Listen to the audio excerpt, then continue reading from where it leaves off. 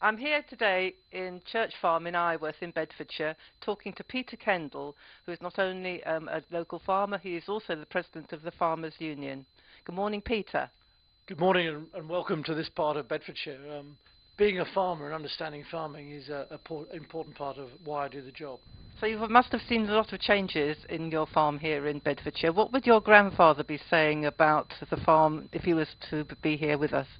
They'd be amazed by the lack of people and the size of the machinery.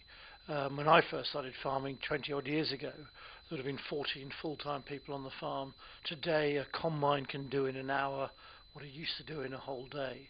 Mechanisation and lack of people is a phenomenal change. And thinking then about the role that you play as the president of the NFU, what do you think is the most important part of that job? I think it's trying to convey to politicians, people who now are increasingly detached from the rural way of life and the activity of farming, what their decisions and what their policies, how they impact on our livelihoods. And there is a big disconnect. There's 60 million people now who increasingly live in very urban lives, detached from the countryside, and having to make sure we articulate and explain what's going on and why it's important is a major part of our work. Can you give us any specific examples of this at the moment? Every day we're having another raft of regulation and how they interpret it that potentially could mean that large numbers of dairy farmers or arable farmers can no longer carry on farming as they have for many, many years. So it's trying to find pragmatic solutions to sort of bureaucratic diktats that come out of Brussels. And we have at the moment nitrate vulnerable zones, NVZ regulations that could really devastate many farmers in Bedfordshire. We have to make sure they're implemented in practical ways. And what would you say is the greatest challenge then in your role as president? For me, it's a fantastic opportunity for us because people are talking about food in a way they haven't done for probably even since the war, to be honest, on a global scale. And since I started doing this job over 2 years ago, the very simple challenge to me was to make government, to make opinion formers, the media, understand that farming matters, that it's an important part of society, that actually thinking we can live from food that's imported from the four corners of the world is not a very sensible policy. We have great resources here in the UK and in Bedfordshire in our land, and we've got to make the most of it. And what part can the general public play in this? What they want to do is look for where their food comes from, buy locally, support local Bedfordshire farms wherever possible, and if not, move wider, move to East Anglia, look for your produce.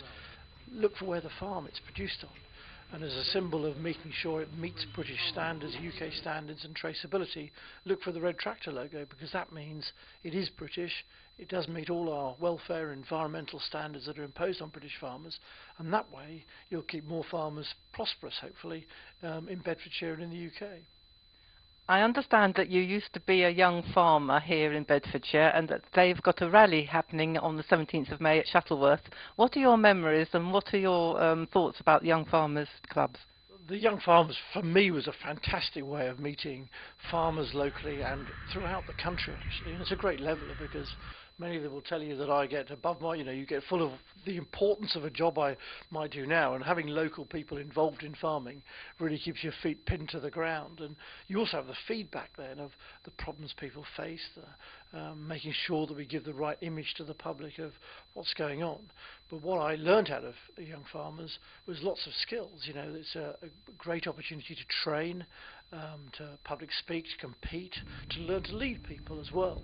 And a message I know I gave when I wrote an article recently about this was what you can actually do is also make decisions. You can learn to lead people, and actually if you make mistakes it doesn't matter too much. Whereas as you get on later on in life, making mistakes has more impact. So it's a great way to learn to lead people and make mistakes. And it also sounds a lot of fun as well. Is it open to people who aren't farmers, do you know? Yes, it is. It's open to all people with an interest in farming in the countryside. Yes, it's a lot of fun, but you wouldn't want me to tell you about that here, would you? Probably not. So thank you very much for your time, Peter. I've really enjoyed meeting you, and thank you and good luck for the rest of your presidency.